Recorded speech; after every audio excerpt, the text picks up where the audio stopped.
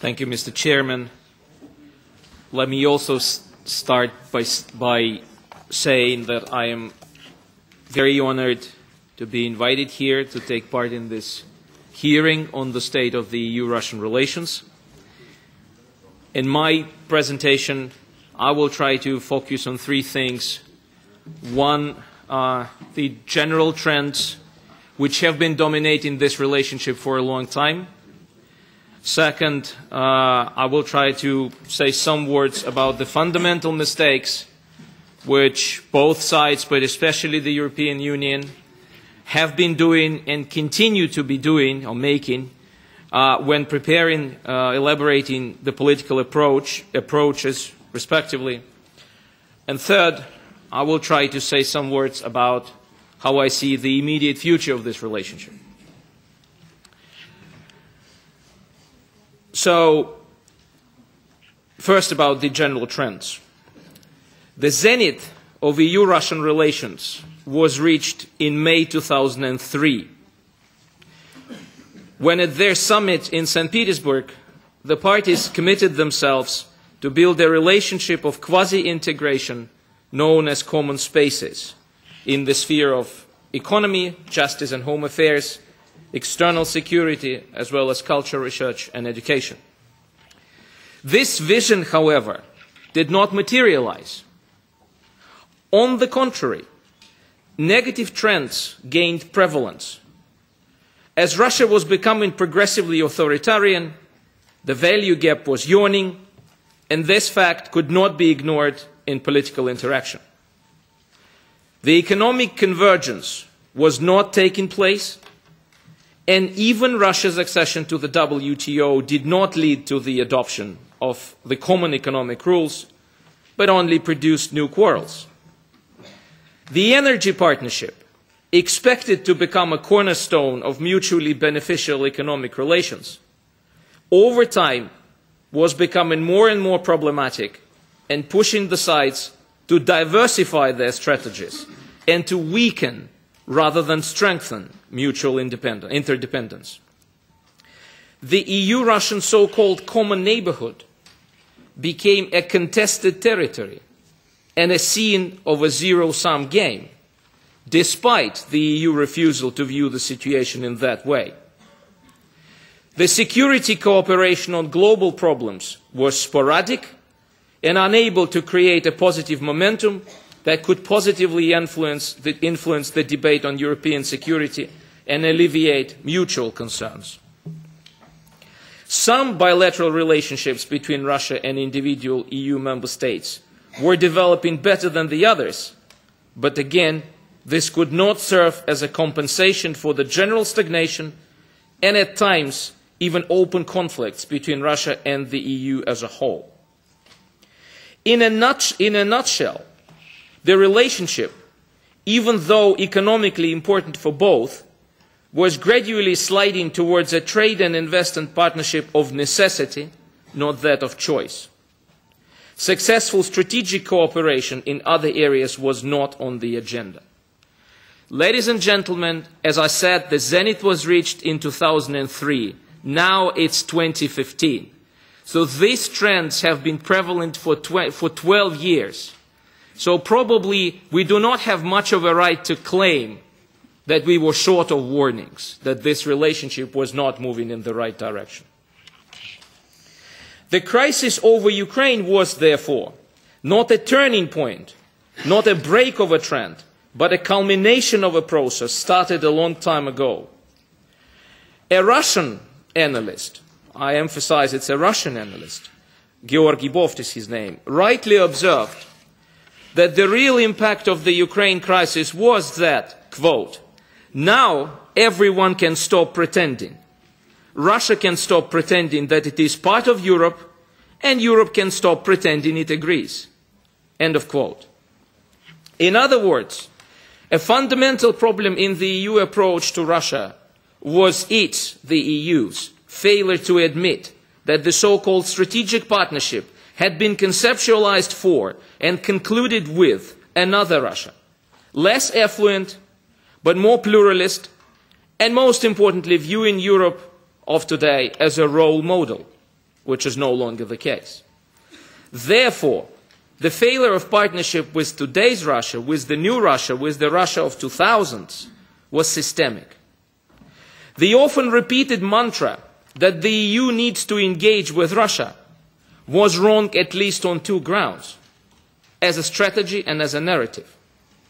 As a strategy, it tended to view engagement as a goal in itself, not as an instrument, which can actually only work when the sides agree to solve existing problems together.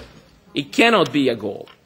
As a discourse, it created an impression that the EU is more interested in improving the bilateral relations than Russia, which consistently demonstrated that Russia consistently demonstrated that it did not want to see the drama, quote unquote, in the state of affairs as it was.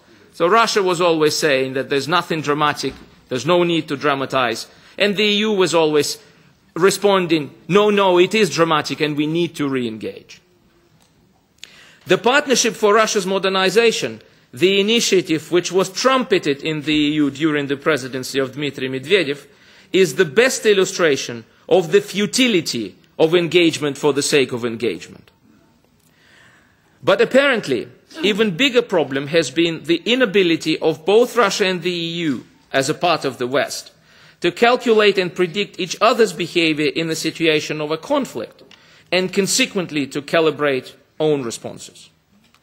Both sides, and this is important, seemed to be overly self-confident when the Ukraine crisis was approaching. EU failed to take seriously into account Russia's open warnings that it would see the EU's association agreement with Ukraine, in particular with Ukraine, as an unfriendly act, as crossing of the red line. Now, I'm not saying here that the EU should not have signed the agreement, because the association agreement is in its interest. But Brussels should have prepared a contingency plan how to meet Russian resistance, and perhaps even to have conveyed it to Moscow as a precaution. There must have been a contingency plan which could have been put to force with actually automaticity. More generally, Western perception of Russia is often based on its economic deficiencies. This perception it is essentially correct, but it fails to appreciate that even if economically weak and having fewer resources, Russia has resolve and skills to play geopolitical games, which gives it serious advantage in the conflict. It has resolve and skills, and the EU has less skills objectively and much less resolve. But Russian reading of the West and the EU in particular also concentrates on perceived weaknesses, which also distorts the real picture. Another influential Russian analyst, Sergei Karaganov, characterized the West as a, start of quote, directionless gaggle, beset with economic insecurities and losing sight of its moral convictions, end of quote. Frankly, this sentence, or in this sentence, every word is very meaningful. Directionless gaggle, beset with economic insecurities and losing sight of its moral convictions. This is a perfect description of what weakness is, in Russia's opinion. And this statement goes along well with even the statements of the Russian 2013 foreign policy concept, which speaks about the decline of the historical West. It is obvious, and here I fully agree with the previous speaker, that in 2014 Moscow did not expect that Europe would demonstrate such a high level of support to Ukraine. But it should be admitted that the grounds for this misperception and the expectation that the EU would yield to firmness and pressure existed and still exist. In mid-2000s, Moscow persuaded Europe to shelve its policy of Russia's democratization and to choose the so-called pragmatic interests over the liberal values. In 2008, European NATO members blocked the Membership Action Plan application of Ukraine and Georgia in order not to provoke Russia. After the Russian-Georgian conflict, the EU rushed to restore the business as usual in relations with Moscow, despite the fact that the EU brokered agreements were not respected in full. The reaction to Russia's annexation of Crimea was essentially rhetorical, and economic sanctions were introduced very reluctantly, whereas the discussion about lifting them, on the contrary, was vivid and visible, even though the conditions were not met at all. Each and every example of this sort invited, and still invites, not a reciprocal compromise, but more assertiveness. At this juncture, I'm coming to the concluding part. At this juncture, the immediate and medium-term future of the EU-Russian relations does not look inspiring. The conflict over Ukraine can be frozen or even partly resolved. This is a big if. But even if, the damage done will not be overcome quickly. So, I suggest that the paradigm of strategic partnership has to be finally shelved and retired.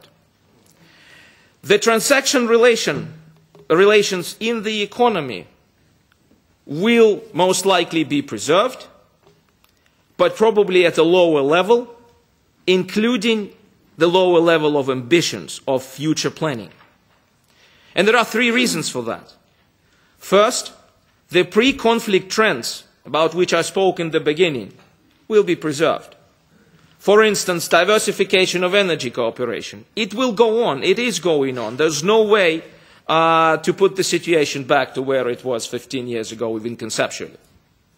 Also, on a more general economic level, if Russia was not willing to liberalize its markets, even in compliance with its WTO commitments, it is very unlikely that it will be truly committed to a system of a comprehensive free trade from the Atlantic to the Pacific. That would include the European Union and the Eurasian Economic Union, the issue which is still discussed despite the crisis. The second reason is more obvious. Russia's current economic crisis will make it less attractive for foreign investors. For as long as the perspective of another downward turn in political relations and of another round of sanctions will remain, business will have to apply additional caution. In turn, all this will weaken the machinery of Russia-friendly lobbyism in Brussels as well as in individual member states, as there will be simply less money available for that. Third, and that's probably the fundamental thing, the trust between political leaders of Europe and Russia cannot be restored anytime soon.